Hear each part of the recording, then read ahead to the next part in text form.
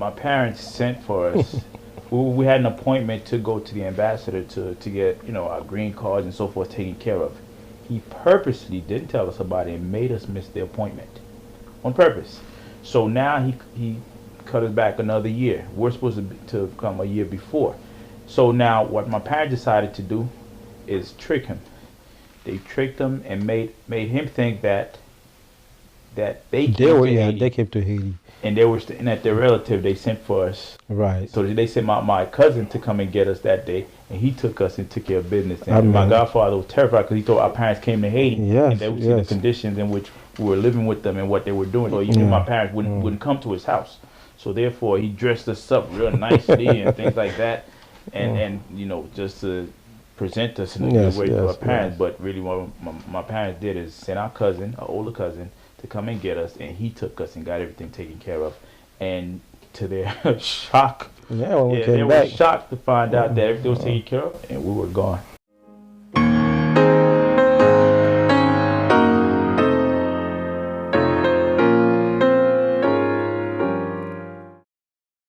When Neva and Robinson get here, Neva was 10 years old, and Robinson was 8. We felt like we was going to heaven. We felt like feeling in the world because as a child, I mean, I don't know if you ever hear this about Haiti. If you come from the United States, you go into Haiti, you're literally a king or a queen. And we had that mentality, thinking that, you know, when you go to New York or, you know, you in the United States, problems gonna be over. Your problems will be solved and all these things. So, needless to say, it was just exciting. You know, nothing like we couldn't even put words to what we felt. I used to remember Nerva saying, he wants to play Daddy's piano. When we go to New York, we have to play Daddy's piano. After all the airport and the excitement, the first thing we looked when we got to our home, our new home, which we thought was a mansion, but it was a basement. The first thing that we noticed was a piano. So I said to myself that very first day, we really do have a piano. I don't believe this. Right now we're in Baisley Park, Queens, not far from where we grew up. This area is named St. Albans, Queens. This is the first neighborhood that me and Robinson moved to when we first came to New York. This is our first house we lived in right there. We lived here for about 2 years before we moved to Jamaica, Queens. This was the very first school we attended after coming to this country. This was quite an adjustment for us. Neither of us spoke English at the time. In Haiti, all the smart kids were the popular kids in school. If you got straight A's, you were looked upon like you're Michael Jordan in that school. Over here, all the dumb kids were regarded as popular. I couldn't understand it. The dumber you are, the more ignorant you are, the more popular you were in school. I couldn't understand it. They hung out, cut class, but they were very popular with the girls and everybody, even with the teachers. It was a frightening situation to see kids throwing food at each other, knowing that I left kids in Haiti, my friends, which I had to hide from when I had a peanut butter and bread and peanut butter sandwich because they were so hungry that they would harass you, would make so many friends. I see kids taking real food and throwing it in the garbage. It really messed up my mind. Then teachers, if you don't stand up, if you're late to class, or if a teacher walk in a classroom setting, the students have to stand up and show respect. Now I see kids my age disrespecting the teacher in a way, boldly disrespecting them. Teacher said, "Who's talking?" Said, "Me." And teacher can't do nothing. And that was, it was a different world. I was the laughing stock of the school. All the kids used to make fun of me. I couldn't speak English for like the first 6 months, so I was a target. When did you first experience prejudice? As soon as we got here. It's not prejudice in terms of white or black or whatever. More because we were Haitians. We had to fight in school. We had to fight because we were simply Haitian, and Haitian were looked down as the worst group of people on earth. I don't know how 8-year-old kids look down, can look at someone and say, well, this person is beneath me. I can go them and then go to him and start a fight because simply he's from Haiti. Back in the early 80s, one of the most crime-infested areas in Queens, in New York City for that matter. I remember on this very first spot, this same spot right here, I was attacked by about 30-something kids. This very spot here. We had to literally have fist fight, my brother and I, and from junior high school, from elementary school leading to junior high school. Of course, in high school, I was very built and I was ready for anything.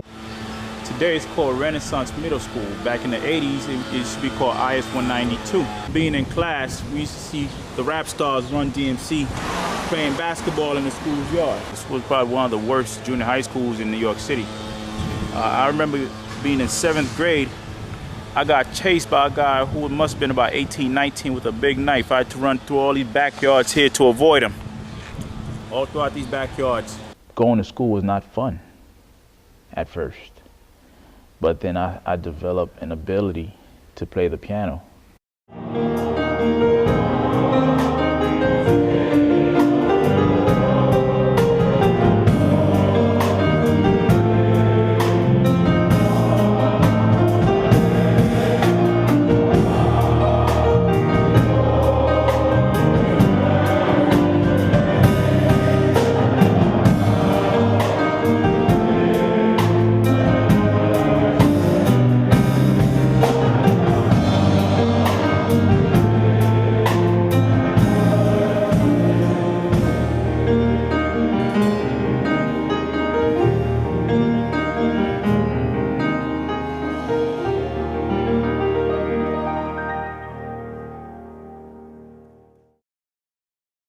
One night I actually had a dream that I was able to play the piano.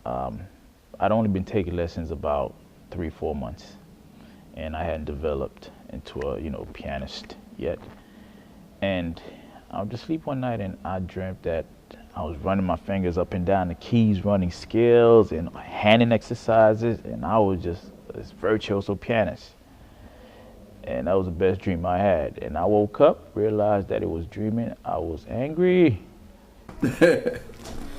As I knew that they love music, as soon as they get here, then I took them to a music studio to learn music. But when I went there, it was too late. They told me it got to be next year. So I'm going to start them myself. So I was the one started them. As they love it, they learn it quickly. Next year I send them to the studio and they go fast. I'm surprised to see them learn music so fast.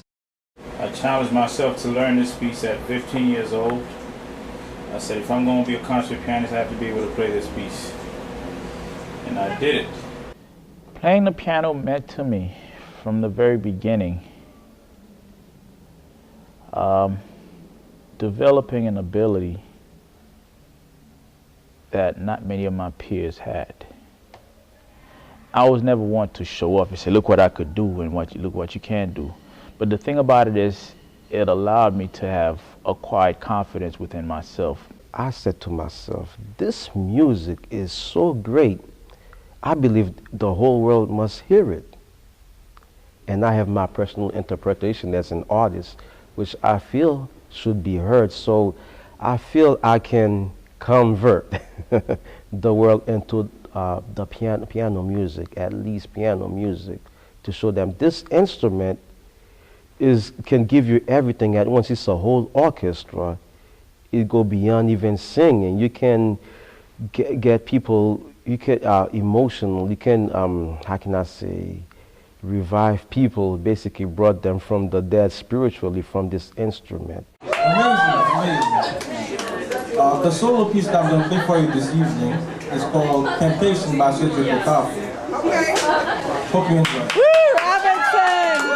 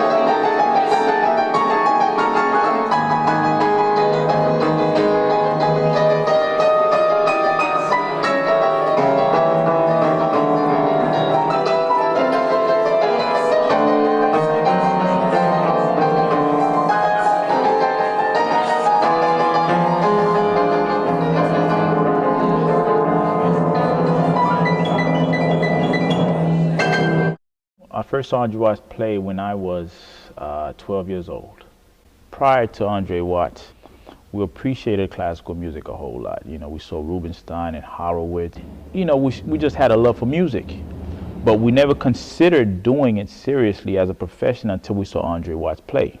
Andre Watts had the bop in his walk, and when he played the piano, he made it look like it was the coolest thing in the world. He was just a joy to watch till this very day. My favorite composer of all time, I would have to say, is Johann Sebastian Bach. Of course, number 2 is Beethoven, then Scriabin and Sergei Prokofiev. Funny enough, I do relate to Yanni because, not because we have similar style, but because I see him as making it in the same way that my brother and I are trying to make it by producing himself. Can you tell me the story about breaking your right hand in a fight? Yeah, I broke my right hand in a street fight, just walking home from school or whatever. And a group of guys decided for some reason to come at us. I don't know if they had a problem with one of my friends or what, I don't know why. But of course, you know, at that point I was 17 years old, and I welcomed the opportunity. You know, 5 of us initially, and there was at least 10 or 15 of them. By the time the fight broke out, it was only 3 of us left. And the one guy who was the perpetrator, who just came at everybody, he's the one I targeted. So I just exchanging punches, I had him down, I just kept hitting him in the head. Next thing you know, I hit him so hard, just kept hitting him until my hand broke. I realized that my right hand would be out of commission for a while, and I was a church pianist. I was playing for church at the time, so I said, you know what, I can't play for church, but I'm not gonna sit around and be lazy and let my, and I develop. So at the time, my left hand were actually weak. So I said, here's an opportunity for me to work on my left hand. And I did that for 2 months straight, just pure left hand. And I learned, Chopin's Revolutionary Etude, which is one of his pieces that he wrote well, the technical difficulty lies in the left hand, although there is a right hand part to it, but the main difficulty of the piece is in the left hand. If you could play that piece with your left hand, if you could play that piece, period, your left hand will be stronger. And I worked on it until I actually learned it during that time span, and I'm playing it to this day. But the funny thing about it is, I'm the one who broke my right hand and worked on my left hand, but today my brother's the one who's doing left hand pieces.